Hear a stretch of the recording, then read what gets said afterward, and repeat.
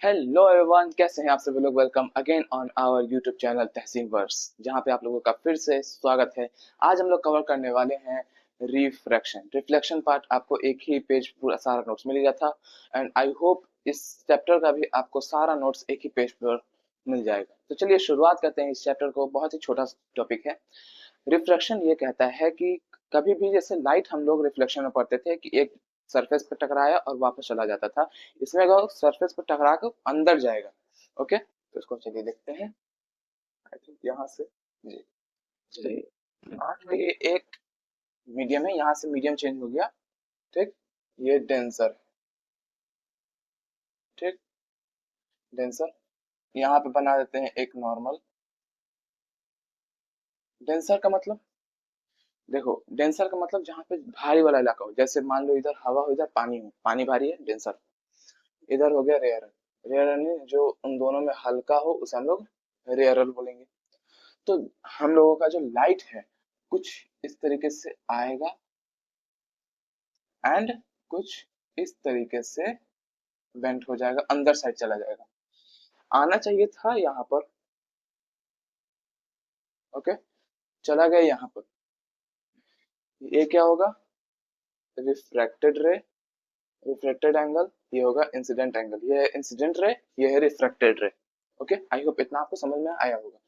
क्यों हुआ? हम लोग ये जानते हैं कि जब भी कोई एक लाइट या कोई भी चीज हो, अगर हवा में जो तेज चल रहा है और उसे हर जगह तेज चलने की कोशिश करेगा, तो उसके हिसाब से यहाँ आना चाहिए। लेकिन ये क्या है? भारीपन है, तो इसमें उसको ज्यादा फोर्स लगाना पड़ेगा। लेकिन उसका फोर्स मान लो, ऐसे एग्जांपल बता रहा हूँ कि उसको ज्यादा फोर्स लगाना पड़ेगा और फोर्स उसके पास उतना ही है, फोर्स नहीं बढ़ा सकता वो। तो उसका जो स्पीड है वो गिर के नीचे साइड चला जाएगा, तो वो नीचे साइड झुक जाएगा। लेकिन अगर हम दूसरे तरफ देखें, इधर ऊपर अगर मान लो डेंसर है, डेंसर नीचे रेयरर है, और मान लो यहाँ पे हमारा नॉर्मल है, तो जैसे ही ये आएगा और दूरी पे जाएगा। ओके, आना चाहिए था इसको यहाँ पर, लेकिन अब ये दूर जाएगा। क्यों? क्योंकि भारी से आया। मान लो तुम पानी में बहुत दम लगा रहे थे, मतलब दम तो था नहीं, अब अचानक वो दम काम आ गया हवा में और स्पीड तुम्हारा बढ़ जाए, तुम अब थोड़ा सा और उठ के भागोगे, स्पीड में ऊपर जा सकोगे। तो ये हो गया हमारा ये चीज। फिर आता है हमारा लॉज ऑफ रिफ्रैक्शन। एक लॉ है कि जो हमारा sine i by sine r जो होता है वो एक कांस्टेंट होता है एंड इसी का नाम होता है रिफ्रैक्टिव इंडेक्स। Refractive index. चलिए अब इसको अच्छे से पढ़ लेते हैं इधर साइड। रिफ्रैक्टिव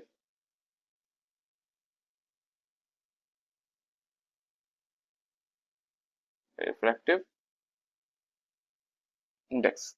ये क्या होता है कि कितना स्पीड से, स्पीड मैटर करता है।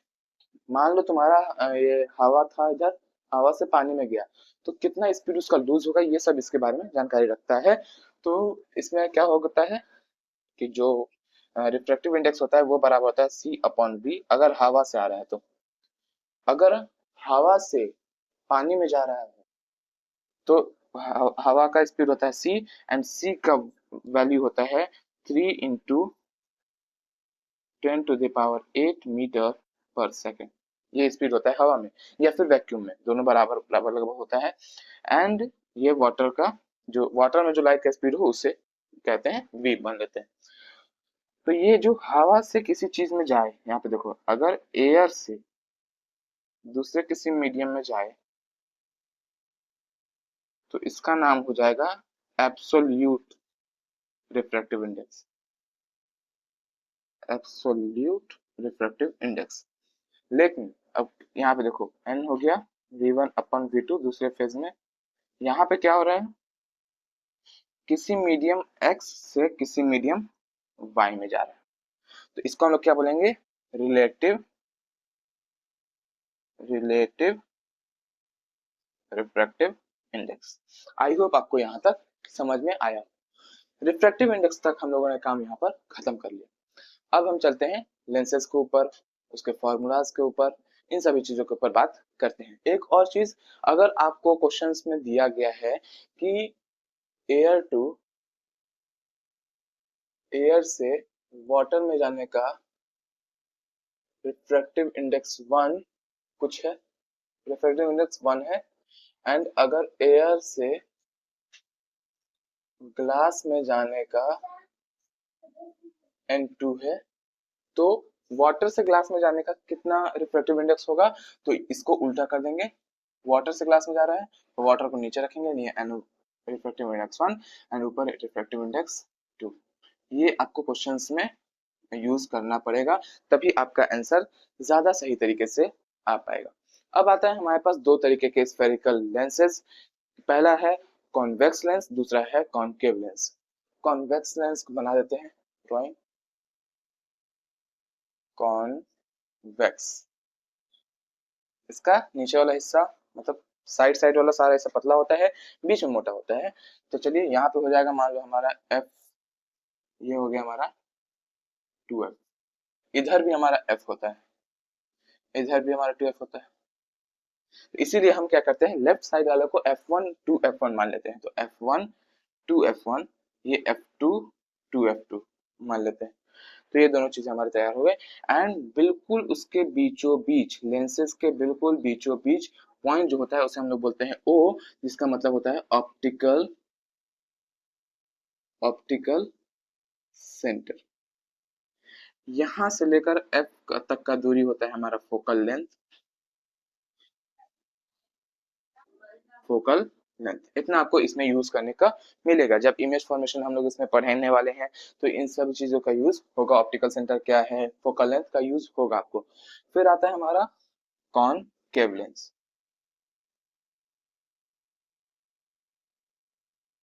कुछ इस तरीके का। ओके, ये क्या होता है, साइड साइड में मोटा होता है, बीच में पतला होता है। इस साइड हमारा हो जाएगा f1 सेम टू सेम, ये हो जाएगा हमारा 2f1, ये हो जाएगा हमारा f2 एंड यहाँ पे हो जाएगा मान लो हमारा 2f2। इधर है, ये इधर भी, बीच वाला हो जाएगा हमारे पास O, ऑप्टिकल सेंटर। एंड यहाँ से लेकर F का दूरी है हमारा फोकल लेंथ। आई होप आपको यहाँ तक समझ में आया हो। अब चलते हैं हम लोग लेंसेज फॉर्मूला के ऊपर। ओके,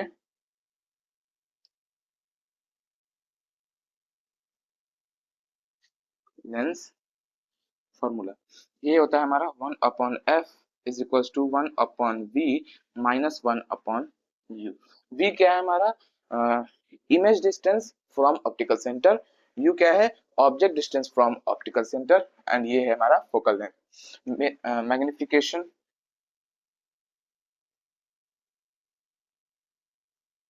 मैग्निफिकेशन हो जाएगा हमारा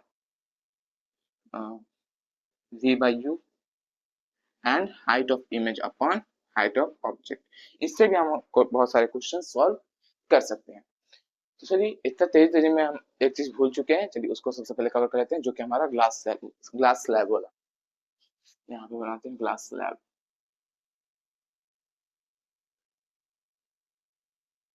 ग्लास स्लैब, ये हमारा यहाँ पे लिख देते हैं ग्लास स्लैब, यानी एक ग्लास का टुकड़ा है चौकोर आकार में, रेक्टेंगल टाइप। चलिए इसको सॉल्व। ये आया हमारा लाइट, इसको हम लोग बोलेंगे इंसिडेंट, यहाँ बनेगा नॉर्मल परपेंडिकुलर। ओके, अब देखो ये हवा में है, ग्लास में जा रहा है, तो ये टुवर्ड्स द नॉर्मल बेंड होगा। तो थोड़ा सा इसको झुका देते। ओके, यहाँ पे आ जाएगा। ये जो एंगल बना है ये हो गया हमारा आई एंगल ऑफ इंसिडेंस, ये हो जाएगा एंगल ऑफ रिफ्रैक्शन। ओके, अब ये फिर ग्लास स्लैब से हवा में जा रहा है, तो अब यहाँ पे मान लो यहाँ पे हमारा नॉर्मल है, तो ये क्या होगा, कुछ दूरी पे बेंड हो जाएगा, बिल्कुल इसके सीधा पे जाएगा। बना देता हूँ इसके हिसाब से, आई थिंक कुछ इस तरीके से। ओके, यहाँ पे चला आया, ये हो जाएगा हमारा angle angle of emergence, angle of emergency, यानी बाहर निकलने का जो एंगल बना उसे हम लोग बोलते हैं एंगल ऑफ इमरजेंसी। ये आपको समझ में आ गया। अब हम चलते हैं अगले टॉपिक जो कि हमारा image formation by concave lens and convex lens. चलिए इसको कवर करते हैं। तो यहाँ पे बनाते हैं। सबसे पहले हम लोग बनाते हैं इमेज फॉर्मेशन, क्योंकि इसमें सिर्फ दो प्रकार का होता है, image formation by concave lens. Concave lens से इमेज कैसे बनता है, यहाँ पे मैं टेबल के अंदर ही लिख देता हूँ, पूरा नहीं बनाऊंगा क्योंकि उसमें पूरा एक पेज में फिर नोट्स हमारा नहीं हो पाएगा। चलिए यहाँ पे बन चुका हमारा ये टेबल। यहाँ पे होगा कि कहाँ पे हम अपना ऑब्जेक्ट रखते हैं, एंड इसमें होगा कि कहाँ बना, एंड इधर साइड होगा उसका नेचर। नेचर में आप लोग ध्यान रखिएगा, अगर मैं आर लिखता हूँ यानी रियल इमेज बनता है, इसे लिख देता हूँ। रियल के साथ हमारा इन्वर्टेड होता है, आई का मतलब इन्वर्टेड समझिएगा, मैं शॉर्टकट में अंदर लिखने वाला हूँ ताकि कम दूरी में आ जाए। Inverted image. वी का मतलब हमारा हो जाएगा वर्चुअल। ई का मतलब हो जाएगा हमारा इरेक्ट। पी हो जाएगा, पीएस हो जाएगा यानी point sized.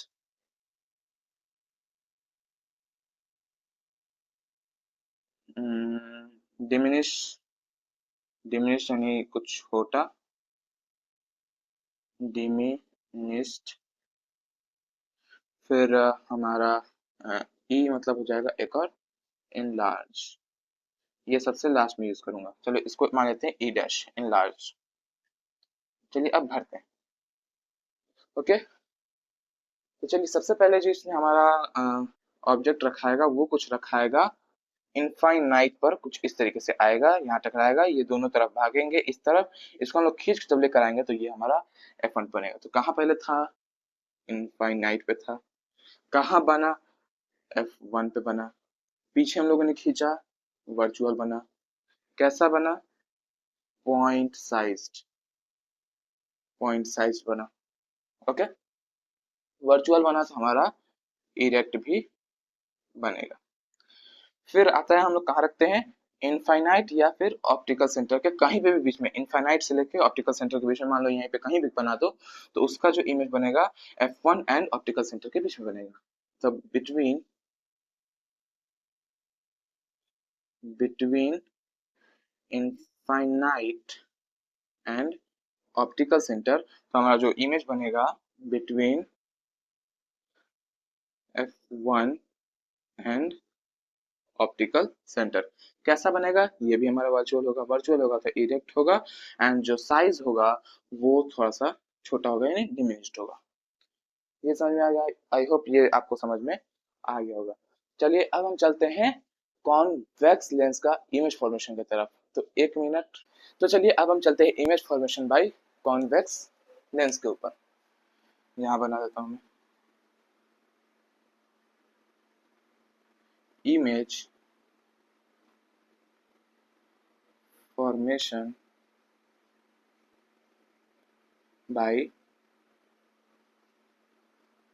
Convex lens. Okay, convex lens से इमेज फॉर्मेशन कैसे होगा, तो चलिए इसका भी पहले एक टेबल बनाते हैं। इसमें लगभग होता है 6 पार्ट।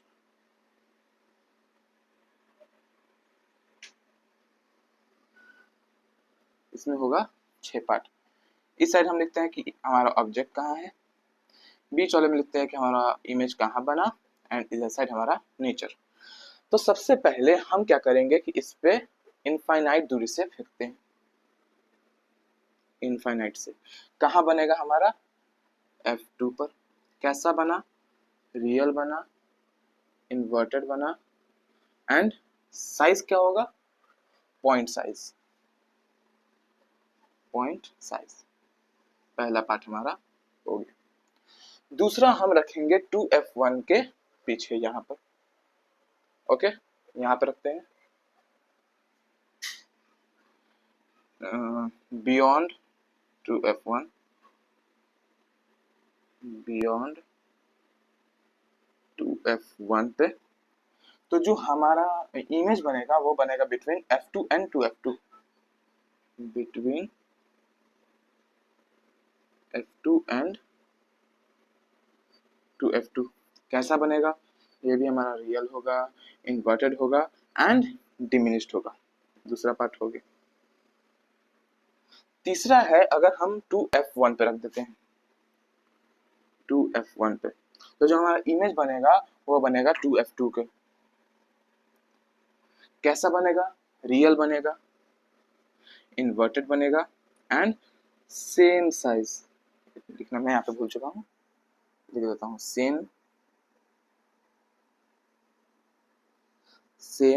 साइज। तीसरा पार्ट हमारा यहाँ पर हो गया।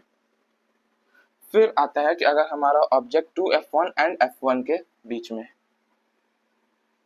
2f1 एंड f1 के बीच में, तो जो हमारा इमेज बनेगा वो बनेगा बियॉन्ड 2f2। यहाँ पे लिख देता हूँ बियॉन्ड 2f2। कैसा बनेगा? रियल बनेगा, इन्वर्टेड बनेगा एंड यहाँ पे थोड़ा सा बड़ा हो जाएगा, यानी इनलार्ज्ड, ई डैश। फिर आता है हमारे पास यहाँ f1 के ऊपर। अगर हमारा ऑब्जेक्ट f1 पे है तो जो हमारा इमेज बनेगा वो बनेगा कुछ इनफाइनाइट पर एंड कैसा बनेगा? रियल बनेगा, इन्वर्टेड बनेगा एंड हाईली इनलार्ज, यानी बहुत बड़ा हो जाएगा। जब इनफाइनाइट पर बन रहा है तो बहुत ही ज्यादा बड़ा होगा। 5 पार्ट हो गया।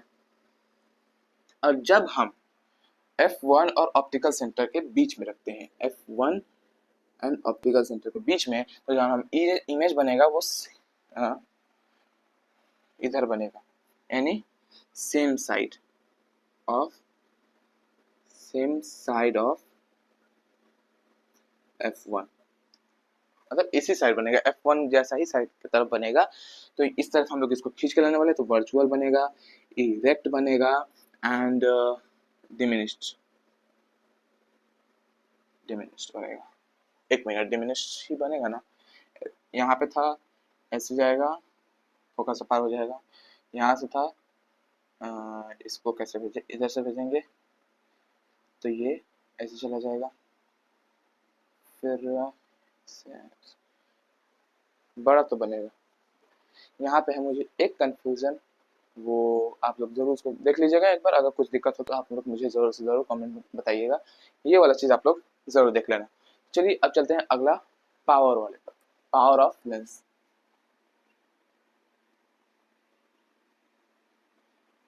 Power of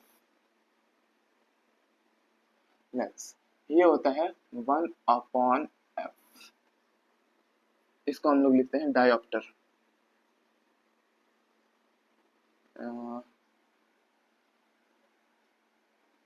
dioptre, okay.